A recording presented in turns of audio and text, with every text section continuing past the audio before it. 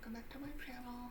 My name's Sophie and this channel is chronicling my journey of living my best life with multiple chronic health conditions. Today, as the title suggests, it's been over 4 years now, which is really crazy to think about. So I just wanted to make a short video to highlight the journey that's happened. It started in March of 2020 with what looked like at the beginning to be a run-of-the-mill sinus infection and just didn't get better. Multiple episodes of bilateral pneumonia. Then they found my trachea collapsing. Then they found the tracheoesophageal fistula. That got repaired. Then I got a DVT and bilateral PEs. Yeah, it's been completely crazy. I would have never believed if someone would have told me in February of 2020 that this was all going to happen. I just wouldn't have believed it. In March of 2020, even when I was still sick, I was still planning on going on a cruise. That was probably in April or something. It's obviously got canceled, but it's been an interesting ride. It completely has changed my life, my view of the future, what my future will look like, and in some ways I'm thankful for some of the personality traits that I've had to learn how to have, sort of allowing people to help me. I've never really asked for help. I've talked about that before, and I still don't ask very often, but even when people would offer to help me, I wouldn't allow them. I was very independent. I wouldn't let people carry things in for me. From if I ordered something, I would take it in the house myself. When I take my cat to the vet, I would carry the cat carrier myself. People would always offer, and I'm like, no, I got it, I'm good. And only recently it's gotten to the point where when someone says oh, is there anything I can do to help? I'll be like, yeah, can you bring this in my house? I get food delivered, groceries.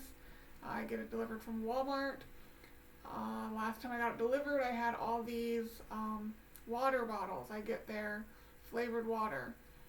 And I mean, I can do it myself, but the guy offered. He's like, do you want me to help you bring these in? I was like, yeah, that'd be great. First time I've allowed them to do that. Normally, like I said, just do it myself. But I am learning that I can ask for help, and it doesn't mean I'm not capable of doing it. It's just I am saving my energy and muscular endurance for, putting them away, which is also a problem. But, yeah, I mean, that's probably one thing that I'm grateful for, is just learning how to accept help. There's probably other things. I do think I have a better work-life balance that happened, even though I work from home and I could be working at any point in the day. I have learned to sort of separate from work. When I first started, I had a hard time with that. I would feel bad if I left my work office, because what if someone called and I wasn't there and I missed it, so I had Microsoft Teams on my phone. I would get all the alerts, but it got to a point where I was like, I'm not being paid 24/7. I don't need to be available all the time.